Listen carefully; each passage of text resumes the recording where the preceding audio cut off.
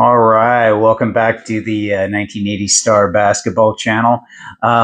Basically, we're just going to kind of do my Sunday edition stream of consciousness, but I've got four things that I want to talk about. Really, three, but one's got like a sub kind of thing to it. But it really is kind of just three things I want to go over today. One is my recent pickups, kind of some things that I've been getting. Two, I also want to go over. I listened to a James Beckett, Dr. James Beckett podcast, and I wanted to respond to it. I found some places where he essentially contradicted himself. He has some things that I agree with and understanding I get, but there's some things that are pretty flawed in it, and I want to make a video actually speaking to him and hoping that he gets a chance to view it and look at it and kind of maybe view things looking at things maybe after so many years, changing how he views something, which is something that if I can get to that would be great. But I do want to speak where I did see some direct contradictions in what he said with his own words, so I'll be showing that. But that's what I'm kind of working on and what's upcoming, other than the data modeling stuff, but that'll be there soon enough. The other thing I want to talk about is a price appreciation and price stuff with the 101. Everyone and Star, people are seeing prices go up really fast, and they're not kind of making, what to make sense of it and what to be worried about and concerned on. And, some of the things that are there with, just concerns basically, and where it's coming from and what to be worried about. But first, real quick, I do want to show the pickups that I've gotten just recently in the last little bit. I'm trying to get all the best of the old. If you didn't know, I love the old rare stuff for Star, and kind of getting like the Sidney Moncrief samples and the Mavericks bag and things like that. And I did a video on check it out. It's one of my bigger videos actually that shows what the rare Star cards are and what they look like and everything. So I do collect those. Still working on the last of that best of the old set. But the other things I've gotten a couple of bags. I've gotten the 84 Star Barkley that has the Barkley and the Elijah Wan rookie cards in it. So I've gotten those two bags. Also picked up for the backdrop the Jordan CB1 5x7. So now I got a couple of 5x7s, three Jordan ones that are kind of happening. So I thought that was those are fun to get, and I love getting those pickups to kind of make this cool. So again, along with the uncut sheet. Sorry, it's got a little glare to it, but doing this video in the day, and it basically has the glare off the window.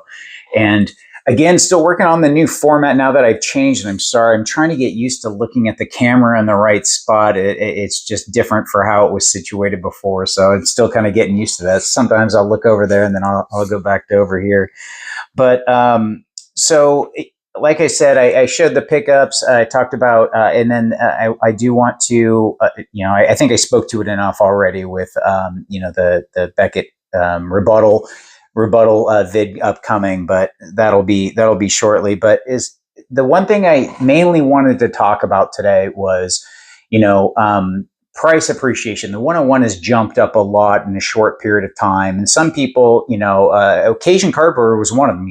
But he kind of went on like this sabbatical, and then came back, and then this happened while the 101 was shooting up.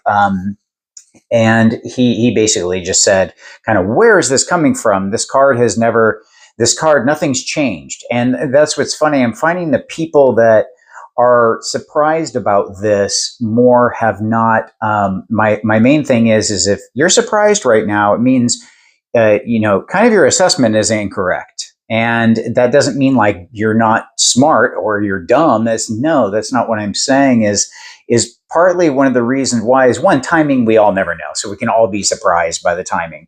But if you're thinking that the price is going up and you're like, why? This shouldn't. And I've actually saw not only him, but other people were saying before, this is the PSA 7 will always be a 20K card.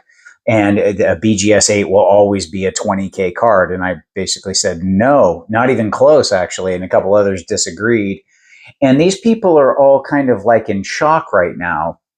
And, I am totally not. Obviously, I've been doing this for 5 months now on this channel, saying, prices are going to go up, and these things are undervalued. And so, not trying to take an egotistical victory lap, but I'll kind of take a little bit of a victory lap in the fact of, this to me was plainly obvious, and it's been playing out, and now it is. But again, I'm going to get back to that assessment being incorrect. It doesn't mean that you're not, you're dumb or smart. It just means you're not aware, possibly, of all the things that are happening. I think most people all are aware that PSA. A lot of this comes into perception and context change. That's what I've been saying. The 86 Fleer is simply held up by the perception. Perception, it's a rookie card. And that my video on that got viewed quite a bit, got a lot of, obviously expecting a lot of people who were really upset. Now it would be funny if they revisit that video and start to go, oh, wait a minute. I think I did, that was one of my first videos. And it's seeing how this all plays out isn't surprising, because if you look at what's happening, these cycles feed upon themselves. Kind of like Warren Buffett says. Warren Buffett says, time is the friend of a good business. It is the enemy of a bad one. Or you could simply say, time is the friend of good fundamentals. It is the enemy of bad ones. The fundamentals in this case of a low supply and being the first card and are simply very, very weighty and in the utmost in calling something a true rookie card. But so those have started to play out, and as the cycle is fed upon itself, the social media presence in the last 3 weeks now has been huge. Jeff Wilson with his panel, and I've shown the other videos of multiple YouTubers coming out, and people who have always been on the 86 Fleer side now going, oh, wait a minute. Whoa, these star cards they actually either I'm starting to take a new look, or yes, they are the rookies. But I'm having a lot of the YouTubers coming flat out and saying the distribution doesn't make much of a difference. The star card is the rookie card. That being said, you're getting a whole bunch of them doing it, and these cycles will feed upon themselves in the perception. And again, this all just kind of is getting started. So the stuff is kind of surprising for a lot of people. And if you've been paying attention, you're not that surprised. You're not as surprised. For people, obviously the speed at which a price goes up all of a sudden, which I'll talk to in a second, you can be validly concerned about that in certain situations. But you need to kind of look at the context of everything. I'm not surprised prices are going up and going up quickly, mainly because of low supply when those prices start to go. But there are valid concerns, and I have been reached out to by one, and I also saw the concerns of others. Things for when the price jumped up, especially with regards to, and I want to say this goes across all cards, you should always be concerned about things like shill bidding. Anytime a card gets high in price, it is going to be targeted. The 101 is no exception. If people can manipulate to make more money, they will. So always, always be cautious in what you're buying. I know it goes without saying, but to give you a little insight, things that might be, one of the things that was pointed out to me was like these PWCC stickers. You can put these stickers on, whoever is putting them on and whoever's purchasing them, and do a fairly fast turnaround time with a high level of, all of a sudden a big price increase. And that is possible with just these things that are, kind of secondary items, these stickers of eye appeal. Remember, these stickers, sorry, I didn't clarify, these stickers, they put them on to show that they're in a top certain percentage of eye appeal. So if they look at it, this card is different. This PSA 7 101 is different than another 101 because, and we're going to say that the eye appeal is much better. This is a much better. It's a 7, but it's not the same. It's way better 7. So they put these stickers on, and that gets a price bump. And kind of historically, I would say, yeah, it should get a price bump. If people are looking at it and if you can clearly see that visually it's an eye appeal thing, maybe it gets a little percentage in your mind. And that does matter. However, some of the PSA 7 sales that you're seeing, the price jumped up. Remember, a PSA 7, I think they hit bottom in February or January of this year, kind of about 18K. And now, I know they got up to 34, 32, 34. And then I knew some private sales were actually in the 35 to 37 that people said to me, but you can't count anything that people say, unless verified. And so I didn't even mention those. However, all of a sudden that next a PWCC sticker gets put on one and it went for 50,400. And that should be something that when you're bidding on an item, you look at and be skeptical. I'm not saying the thing is totally legit or anything like that. I'm just saying, kind of like Probstein auctions, even he came out and said, people aren't paying, that those bids are getting way high. His auctions for 86 Fleer, I've especially been tracking, all of his auctions end higher than everyone else's auctions. And I get that he's seen by more and he has, he definitely has, kind of a bigger following and is a reputable dealer. However, the price is, reputable. I know a lot of people don't like his auctions, but I'm just kind of saying his business is huge. And so as far as buying with confidence, you're going to get what's put out there. However, the price you're going to pay is a different thing. And that's what people have an issue with, is like he even said, people aren't paying. It's, those bids are going up way high, but then no one's paying. So it's kind of shill bid, but it ends at that price.